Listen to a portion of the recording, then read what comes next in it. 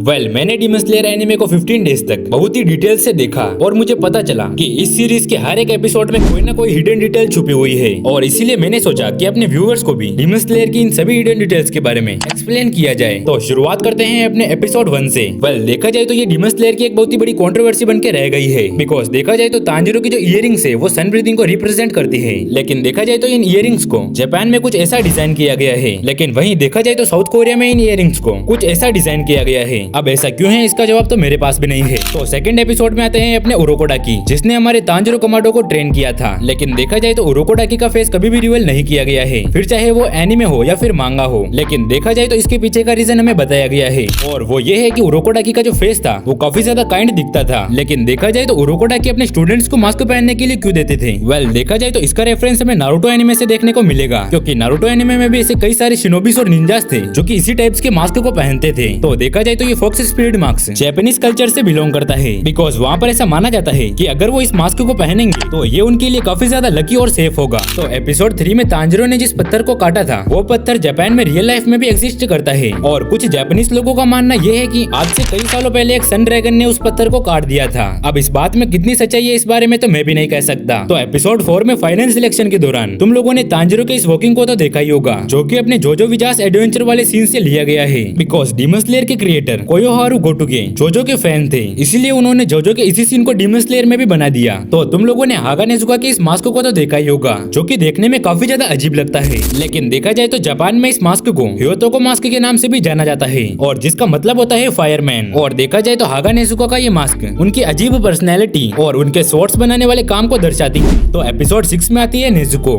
तुम लोगों ने ये सुना होगा कि नेजुको अपनी पावर्स को रिकवर करने के लिए ज्यादातर टाइम सोती रहती है, लेकिन जब तुम इसकी मांगा के एक्स्ट्रा पेजेस पढ़ोगे तब तुम्हें पता चलेगा कि नेजुको के एंसेस्टर सुजुको कमाडो भी ज्यादातर टाइम सोते रहते थे। इवन एक मजेदार बात तो ये है कि तांजिरो का जो ग्रैंड चाइल्ड था वो भी ज्यादातर टाइम सोता ही रहता था, लेकिन एपिसोड 7 में ये चीज और भी ज्यादा गंभीर हो जाती है। देखा जाए तो सीरीज के अंदर हमें मुजान को एक डीमन किंग बताया गया है, लेकिन वही जापानीज कल्चर में देखा जाए तो मुजान को योकाई के नाम से भी जाना जाता है, और उनके हिसाब से योकाई एक ऐसा इंसान था जो कि राक्षसों को अपने काबू में रखता था, और वहीं सीरीज के अंदर मुजान भी डीमंस को काबू में रखता है। तो एपिसोड 8 में आती है अपने लेडी तमायो, जो कि एक डीमन होने के बाद भी डीमन स्लेयर्स का साथ देती है, लेकिन देखा जाए तो जापान में तमायो की जो वॉइस एक्टर है उन्होंने रियल लाइफ में केनिची सुजुमुरा से शादी की है, जो कि देखा जाए तो अपने इगुरो ओबनाई के वॉइस एक्टर थे। शायद मेरे हिसाब से मित्सुरी के साथ थोड़ा धोखा हो गया है, लेकिन इस बारे में तुम किसी को बताना मत। तो एपिसोड 9 में आता है याबा। जी हाँ, ये वही डीमन है जिसकी आंखें उसके हाथों में फिट है, और देखा जाए तो जापानीज कल्चर में इस डीमन को योकाई के नाम से भी जाना जाता है। और एपिसोड 10 में आता है अपने सुसामारू, और देखा जाए तो ये 6 हाथ वाला डीमन पहला ऐसा डीमन था जो कि मुजान के ब्लड डीमन आर्ट से मारा गया था। और देखा जाए तो सुसामारू जिन बॉल्स का यूज अपने एनिमे के ऊपर अटैक करने के लिए करता है, उस बॉल का यूज जापान के लोग हैंड गेम खेलने के लिए करते हैं। तो एपिसोड 11 में आता है अपने क्योगाई, जो कि एक टाइम पर 12th किजुकीज का हिस्सा हुआ करता था। और देखा जाए तो क्योगाई जापान के थंडर गॉड के ऊपर आधारित है, जो कि अपने ड्रम की मदद से बिजली को बना सकता था, लेकिन देखा जाए तो एनिमे के अंदर क्योगाई उन ड्रम का यूज केवल अपने एनिमे के ऊपर अटैक करने के लिए करता है। तो एपिसोड 12 में आती है अपने इनोस्के की बीस्ट ब्रीदिंग, और देखा जाए तो इनोस्के इकलौता बीस्ट ब्रीदिंग का यूजर और क्रिएटर है, लेकिन कई हद तक ऐसा कहा जाता है कि इनोस्के की बीस्ट ब्रीदिंग सानेमी की विंड ब्रीदिंग से इंस्पायर है। तो एपिसोड 13 में आता है अपने इनोस्के का बोर मास्क।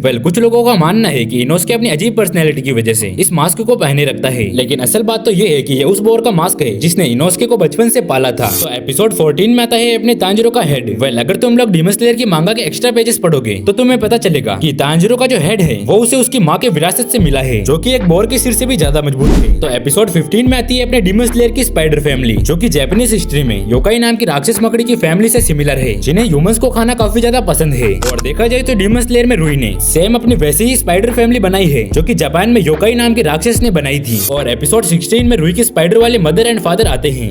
मुझे नहीं पता कि तुम्हें इस बारे में पता है या नहीं है, लेकिन हाँ, ये मदर एंड फादर वाले स्पाइडर डीमन जापान के योकाई नाम की स्पाइडर वाले राक्षस से सिमिलर है। तो एपिसोड 17 में आता है अपना जेनेत्सु।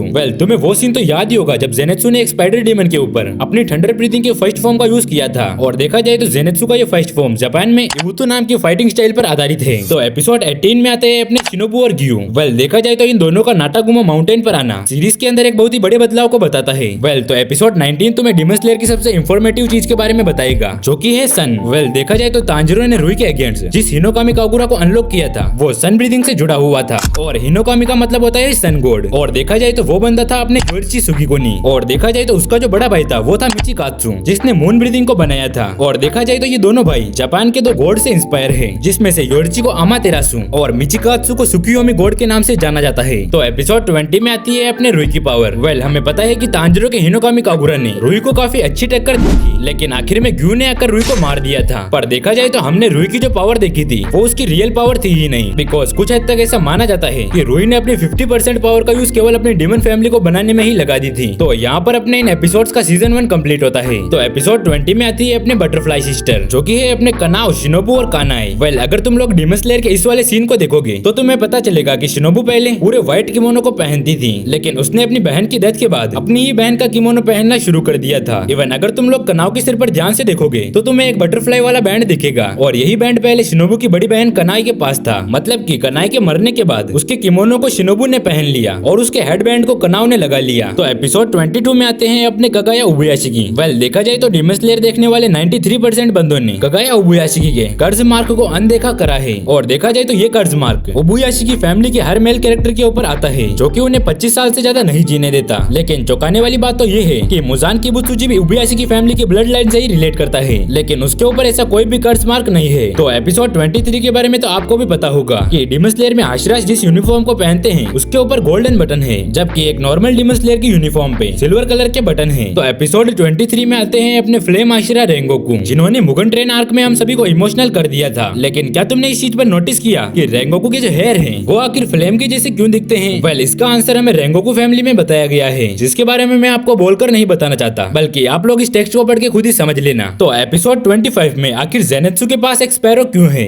देखा जाए तो स्पैरो पीस और हैप्पीनेस का प्रतीक मानी जाती है, जो कि अपने फनी ज़ेनेत्सु के लिए एकदम परफेक्ट है। बिकॉज अगर ज़ेनेत्सु के पास एक क्रो होता तो वो ऑब्वियसली ज़ेनेत्सु की पर्सनैलिटी को देखकर उसे परेशान करता। इसीलिए यहाँ पर हमारे ज़ेनेत्सु के पास एक स्पैरो है, जो कि उसके लिए बिल्कुल परफेक्ट है। तो एपिसोड 26 में आती है अपने नाकिमे, जो कि अपनी ब्लड डीमन आर्ट की मदद से इन्फिनिटी कैसल को कंट्रोल करती है। लेकिन जापानीज कथाओं में इसकी स्टोरी काफी ज्यादा मिस्टीरियस है, बिकॉज नाकिमे को जापान के बिवा बोकु बोकु योकाई से इंस्पायर किया गया है, जो कि रात के समय जागी रहती है और अपने ओनर के बारे में बातें करती रहती है। तो एपिसोड 27 में आता है अपने मुगन ट्रेन आर्क। अगर तुम लोग इस चीज के बारे में अच्छे से सोचोगे तो तुम्हें भी काफी ज्यादा अजीब लगेगा कि एक ऐसा डीमन जो कि ह्यूमंस के ड्रीम्स को कंट्रोल कर सकता है। लिटरली इस डीमन की इस पावर ने मुझे काफी ज्यादा डिसअपॉइंट किया है।